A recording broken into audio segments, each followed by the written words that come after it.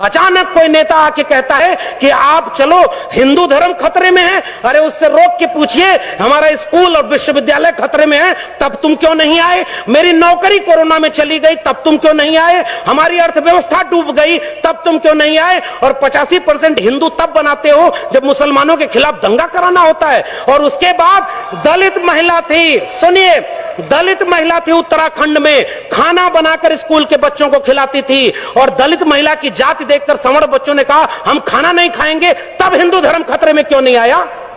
यह मेरा सवाल है। उस महिला की जाति देखते हो क्योंकि वो दलित है इसलिए हम खाएंगे नहीं? पूछिए उन लोगों से 2 अप्रैल के भारत बंद के दिन वो लोग कहां थे जो केंद्र से लेकर के राज्य में सत्ता में बैठे थे और दलित सीटों पर चुन करके गए थे?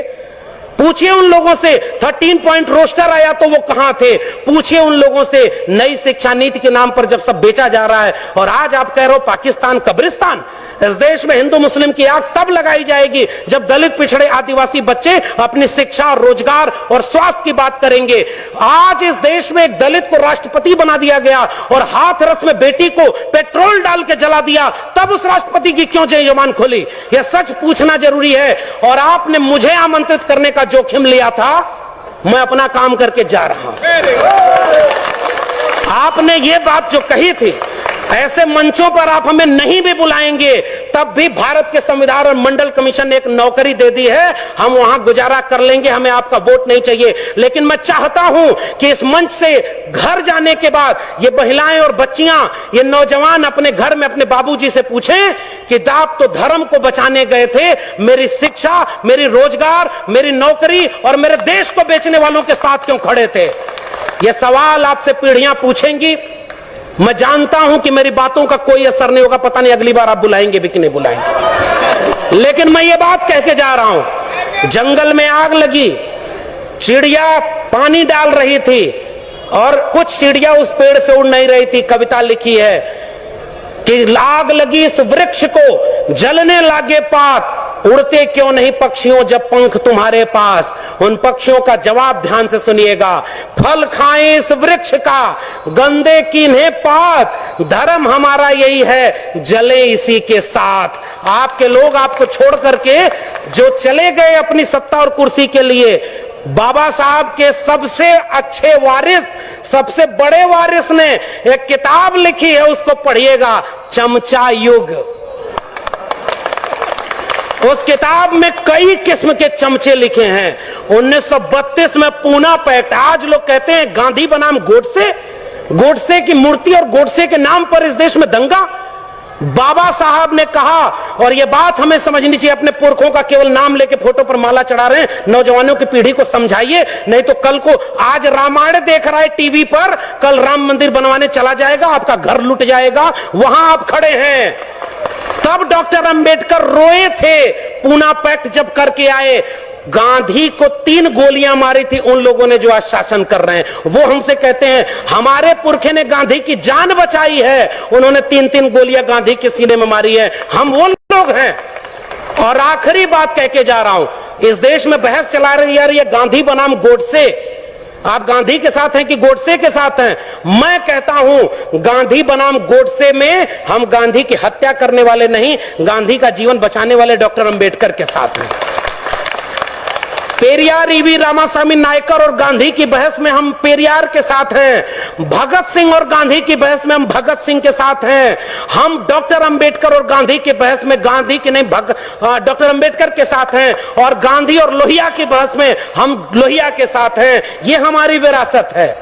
आने वाली पीढ़ियां हमसे पूछेंगी साहब कि जब देश लुट रहा था, आपके बच्चों का भविष्य बर्बाद किया जा रहा था, दंगाई बनाया जा रहा था, तब आप क्या कर रहे थे?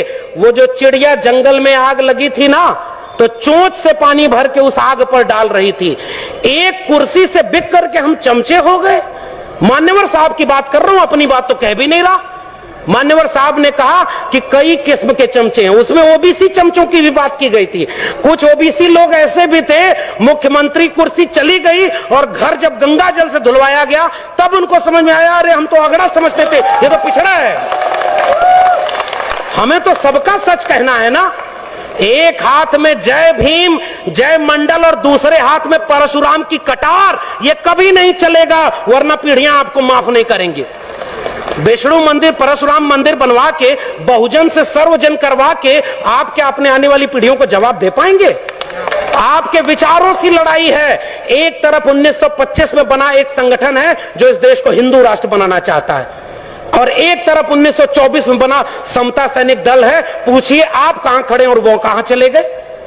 क्यों नहीं बाबा साहब का बनाया हुआ यह संगठन 85% लोगों का राज, जिन्होंने इस देश को हाथ से काम दिया, उन्हीं लोगों को आज यूनिवर्सिटी में बैठकर एनएफएस किए जा रहे हैं। कितने लोग संसद और विधानसभा में बैठे थे वो आपके लिए लड़े? आखिरी बात उस चिड़िया की बात करके जा रहा हूं। उस चिड़िया से पूरे जंगल के लोग, जंगल के पक्षी मजाक उड़ाते हुए कहे कि इतनी बड़ी आग लगी है जंगल में, देश बेचा जा रहा है, हिंदू राष्ट्र बनाया जा रहा है, अभी अयोध्या झांकी है, मथुरा काशी बाकी है किया जा रहा है, और तुम अपनी चोट से पानी भर रही हो। अलीगढ़ के इस सभागार में उपस्थित लोगों, आपसे यही कह के जा रहा हूं उस चिड़िया का जवाब।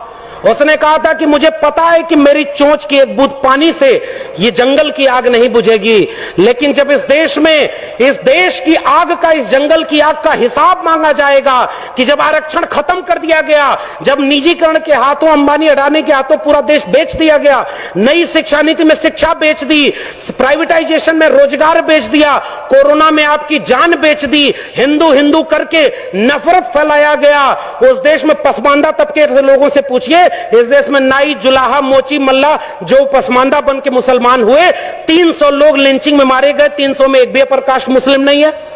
ये कौन है 15% लोग जो पीछे खड़े होकर आपके बच्चों को दंगा कराने भेजते हैं, और गृह मंत्री का बेटा बीसीसीआई का चेयरमैन बनके करोड़ों रुपया कमा रहा है। आपके बेटे और उसके बेटे में यही फर्क है।